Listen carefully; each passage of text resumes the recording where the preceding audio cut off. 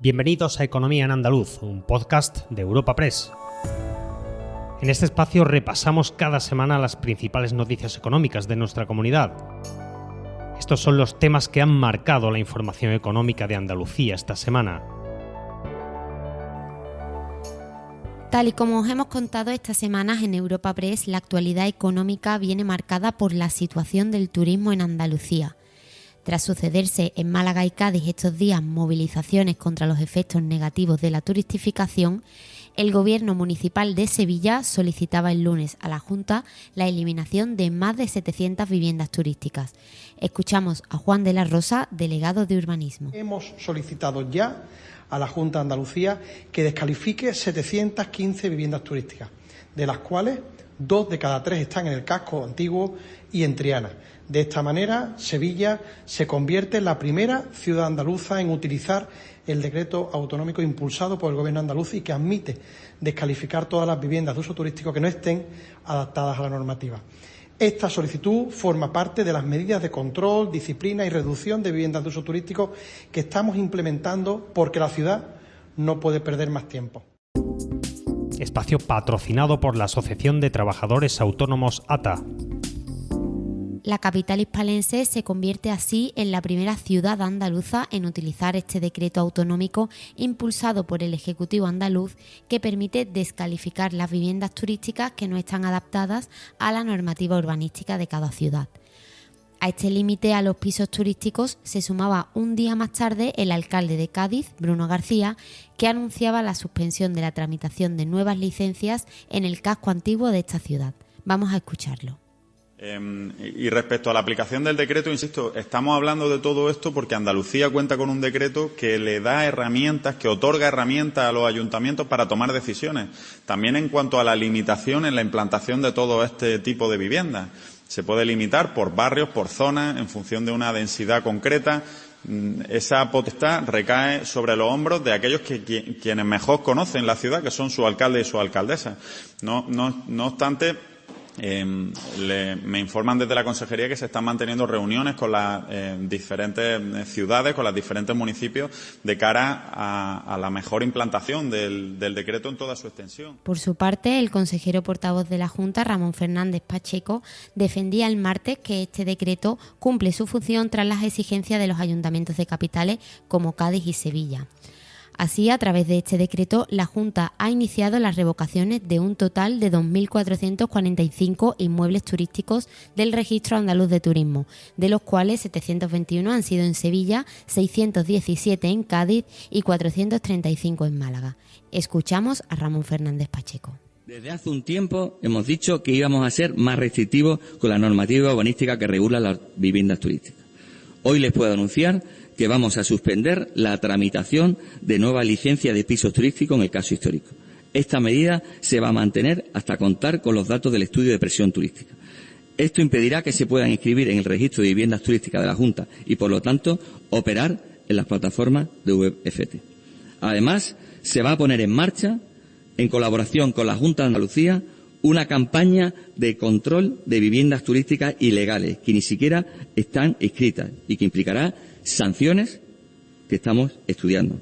También abriremos un canal de denuncia de los ciudadanos. Y seguimos hablando de turismo, esta vez de la mano de la Federación Andaluza de Hoteles y Alojamientos Turísticos, que cerraba junio con una ocupación del 80,3%, un número algo más bajo que el del año anterior, para un mes que no ha contado con una climatología óptica para el desarrollo de esta actividad vinculada al segmento vacacional. Las previsiones para el resto del periodo estival, julio, agosto y septiembre, nos la da Rafael Barba, secretario regional de los hoteleros de Andalucía. De cara a los meses de julio, agosto y septiembre, las previsiones que baraja el sector son del 76,93 para el mes de julio, el 78,67 para agosto y el 82,65 para septiembre. Estos datos, y a la espera de confirmar el cierre de cada mes, suponen un descenso respecto a los datos obtenidos el año pasado en los mismos periodos. Mantienen una evolución vinculada a la reserva de última hora, si bien nos tememos que las diferencias que mantenemos en estos momentos importantes pueden hacer complicar un poco la comercialización que ciertamente podría afectar a la política de precios. También esta semana conocíamos los datos del paro para el mes de junio. Andalucía ha vuelto a liderar la caída del desempleo con 8.746 parados menos y continúa así alejándose de la barrera de los 700.000. La consejera andaluza de Empleo, Rocío Blanco, repasaba así las cifras. Andalucía vuelve a registrar por quinto mes consecutivo otro descenso del paro que ha alcanzado esta vez las 8.746 personas. Se trata de un buen dato de descenso de desempleo, de un 1,32%, y que es el segundo más importante que se registra en los últimos 8 en un mes de junio y solo por detrás del dato del 21, que además estaba muy afectado por el efecto rebote de la pospandemia. La campaña de contratación del sector servicios, que aporta más de la mitad del descenso mensual del desempleo, explica este dato positivo, aunque el resto de sectores también tuvieron comportamientos favorables en este mes, salvo la agricultura, afectada por el final de la campaña de la fresa en Huelva y el cese de invernaderos en Almería. Gracias a estas cifras de descenso, Andalucía lidera la bajada de paro a nivel nacional en términos absolutos y aporta casi 1 de cada 5 desempleados menos de todo el país. Por su parte, los empresarios andaluces también han celebrado el buen camino que están tomando los sectores productivos de Andalucía, reflejado en este descenso del paro. No obstante, han advertido mantener cautela ante el incremento de la contratación temporal. Así lo explicaba el director del área jurídica y relaciones laborales de la CEA, Manuel Carlos Alba. Los datos de paro siguen la misma estela que los meses anteriores, hay un buen comportamiento general en todos los sectores.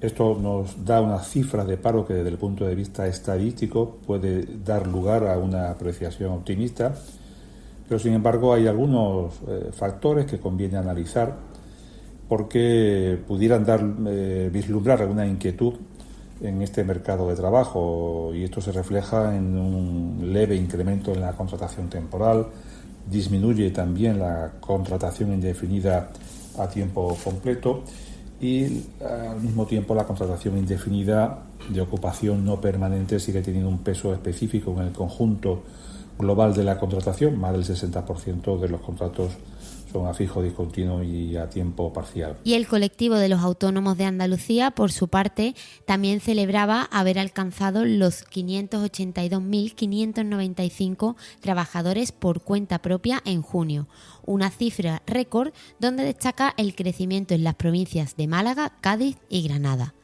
Rafael Amor es el presidente de ATA Andalucía. Andalucía ha crecido en el mes de junio en 1.185 autónomos más. En el último año ya son más de 10.600 autónomos en Andalucía los que van en crecimiento. Concretamente ya tenemos la cifra de 582.600 autónomos, prácticamente una cifra récord que cada mes vamos subiendo, siendo la comunidad líder en crecimiento de autónomos y también la comunidad que más autónomos tiene. Estos datos nos hacen ver que pudiéramos tener una época estival muy productiva para los autónomos andaluces, que va a generar empleo, va a generar riqueza en nuestra comunidad. Y concluimos este repaso a la actualidad económica de Andalucía con la valoración de las cifras de desempleo por parte de los sindicatos. Les habla Ana Tatay, redactora de Europa Press Andalucía, y vamos a escuchar, para concluir, a Sergio Santos, de Comisiones Obreras, Julián Vilella, de UGT, y Germán Girela, de CESIF en Andalucía. Que los empresarios, las empresas, están obteniendo grandes beneficios por una actividad económica que al final no repercute positivamente en los trabajadores y trabajadoras de esas empresas. Es necesario que esos beneficios también caigan en mejoras de salarios para los trabajadores y trabajadoras, en reducir las jornadas de trabajo. Hay que aumentar la protección frente al desempleo y atajar el paro de larga duración. Con una cifra de 654.248 parados, detectamos, no obstante, la disminución de la contratación y el peso relativo de la duración indefinida por la temporal.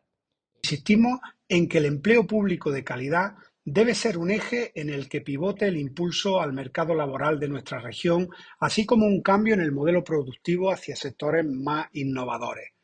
De entre los datos hechos públicos este martes por el Ministerio de Trabajo y Economía Social, vemos especialmente positivo el descenso del desempleo experimentado entre el colectivo de jóvenes menores de 25 años. Si bien es cierto que hay mucho trabajo por delante en este ámbito, recuerda que puedes encontrar estas y otras muchas noticias económicas en la sección Andalucía, en nuestra web europapress.es. Puedes suscribirte a este programa y al resto de podcast de Europa Press a través de Spotify, Apple Podcast, iVoox o Google Podcast.